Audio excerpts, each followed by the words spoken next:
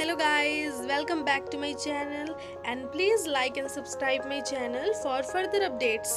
Okay जैसे आप सब देख रहे हैं आज का टॉपिक है डायबिटीज़, जो कि बहुत ज़्यादा इम्पॉर्टेंट है और कॉमन टॉपिक भी है। आप सब ने भी ये डायबिटीज़ वर्ड सुना होगा क्योंकि घर पे जो भी सीनियर सिटीजन्स हैं आजकल ये डायबिटीज़ की प्रॉब्लम होती है। So let's know about diabetes. Okay, let's start from the definition. A group of metabolic disease characterized by hyperglycemia resulting from defect in insulin secretion. Okay, और नीचे इसके क्लासिफिकेशन है that is type 1 diabetes and second type 2 diabetes. Okay, तो type 1 diabetes को हम लोग बोलते हैं इंसुलिन डिपेंडेंट और टाइप 2 को बोलते हैं नॉन इंसुलिन डिपेंडेंट। ओके, तो इसको मैं आपको सिंपलर फॉर्म पे बताती हूँ एक्चुअली होता क्या है। Okay, here we will talk about the type 1 diabetes which is insulin dependent type of diabetes. So let's begin. So type 1 diabetes is the condition in which pancreas produces less amount of insulin or no insulin.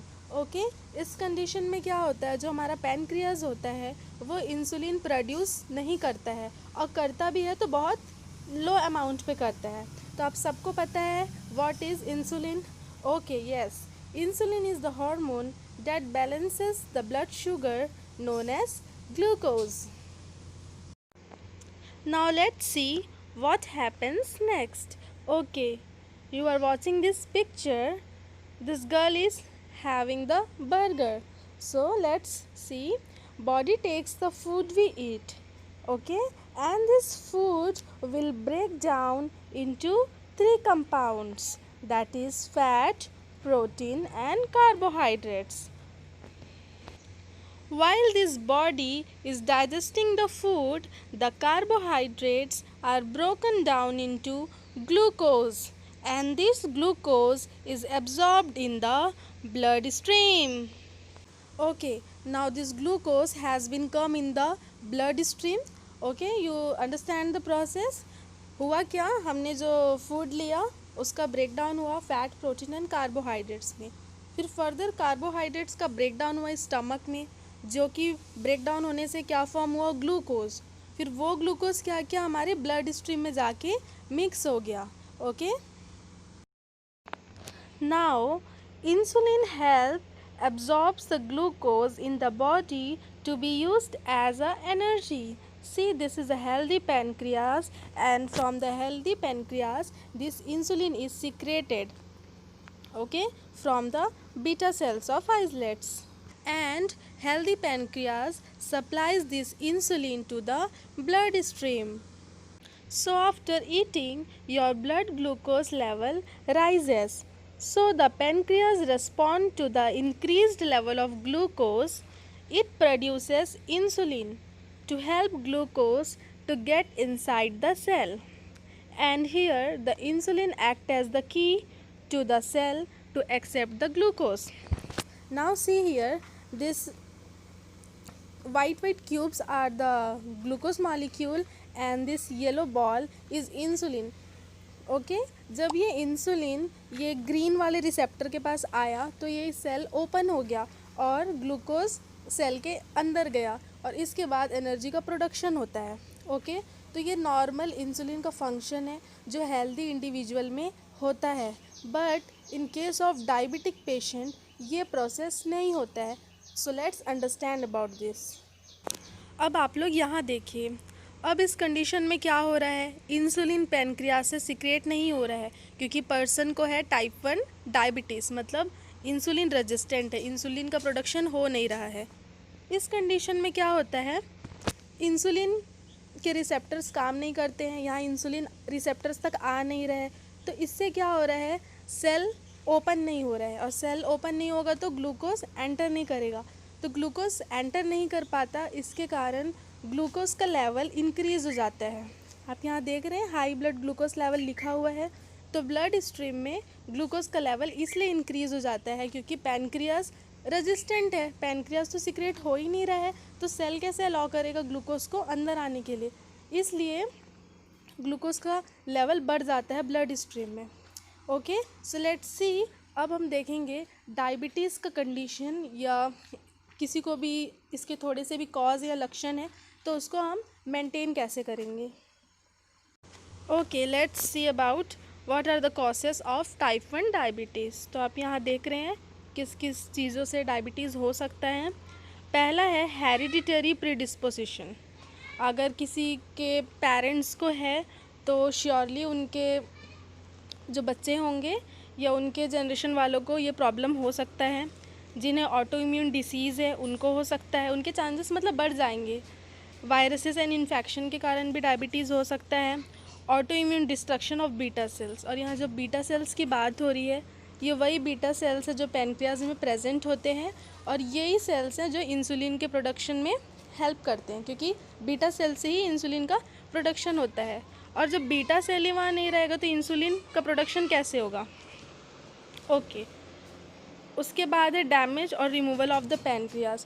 Okay, main thing है अगर कोई injury हो गई या trauma की condition में pancreas को कोई कोई केसेस में कट कर दिए जाते हैं, उसमें भी ये प्रॉब्लम हो सकता है। अब नेक्स्ट है अनफेवरेबल एनवायरमेंटल फैक्टर्स। उसके बाद आता है ड्रग्स एंड केमिकल टॉक्सिन, या कोई भी किसी भी प्रकार का ड्रग्स या मेडिसिन जो भी ले रहे हैं उसके थ्रू भी डायबिटीज़ हो सकता है। और लास्टली है एंडोक्राइन डिसीज़। एंडोक्राइन डिसीज़ के कंडीशन में भी इंसुलिन और भी कुछ कुछ हार्मोन्स होते हैं, उनका प्रोडक्शन नहीं हो पाएगा तो भी ये क्या करेगा, ग्लूकोज लेवल को डिस्टर्ब करेगा और डायबिटीज़ हो सकता है। अब हम लोग देखेंगे कि अब इसको हम मेंटेन कैसे कर सकते हैं। Okay, so okay guys, here are some tips to control diabetes. तो वन बाय वन हम इसको देखते हैं। फर्स्ट में लिखा है take your medications and your meals on time according to your doctor और डायबिटीज़ एजुकेटर रिकमेंडेशन। इसमें क्या है, आपको अगर आपका जो डॉक्टर है आपको जैसे उन्होंने बताया है किस टाइम पे आपको खाना खाना है और मेडिसिन कैसे लेना और किस टाइम पे लेना है, तो उस रूटीन को आपको प्रॉपर मैनेज करना है। सेकेंड है इसमें try to eat at about the same time every day. जैसे आप 12 बजे खाना खा रहे हो, दिन में लंच ले रहे हो तो उसी टाइम पे लो, ये नहीं कि 2:30-3 बजे ले रहे हो, इसमें प्रॉब्लम हो सकती है। ईट एटलीस्ट 3 मील्स पर डे, और आपको 3 बार खाना खाना कंपलसरी है। ओके, ये नहीं कि हम डिनर स्किप कर रहे हैं या लंच स्किप कर रहे हैं, प्रॉपर खाना खाना है। Do not skip meals. Okay, खाना तो बिल्कुल स्किप नहीं करना, और आप लोगों को फास्टिंग भी बिल्कुल नहीं करना है। Eat about the same amount of food at each meal, और जैसे मैंने आपको बताया जिस रूटीन से आप खाना खा रहे हैं, जो भी टाइम पे खाना खा रहे हैं आप उसी टाइम पे खाइए, और अमाउंट भी वैसे ही होना चाहिए। तो इससे क्या आपका ग्लूकोज लेवल मेंटेन रहेगा।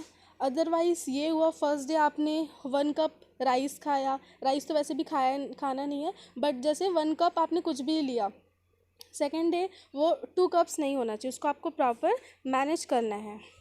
नेक्स्ट है choose foods that are low in fat and saturated fat, और जिसमें फ़ैट कम है वो वाले प्रोडक्ट यूज़ करना है, मतलब वो वाले फूड्स लेना है।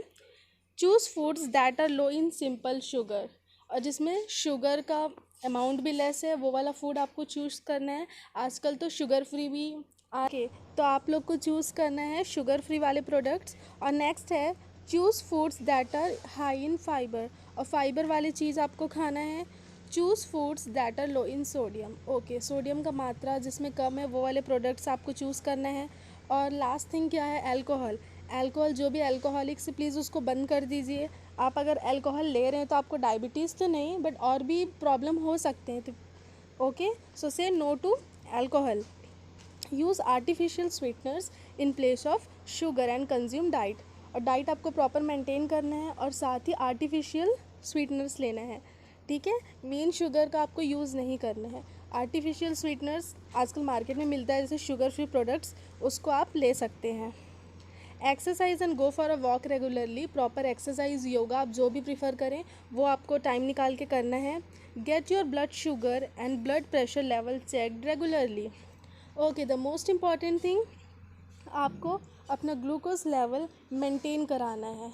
आपके आसपास जो भी फिजिशियन है उनसे कांटेक्ट करिए और अपना टेस्ट करवाइए। ओके, इससे आपको पता चलेगा कि आपका ग्लूकोज लेवल हाई है कि कम है। ठीक है, तो ये सारी चीज़ आपको हेल्प करेगा डायबिटीज़ को मेंटेन करने में।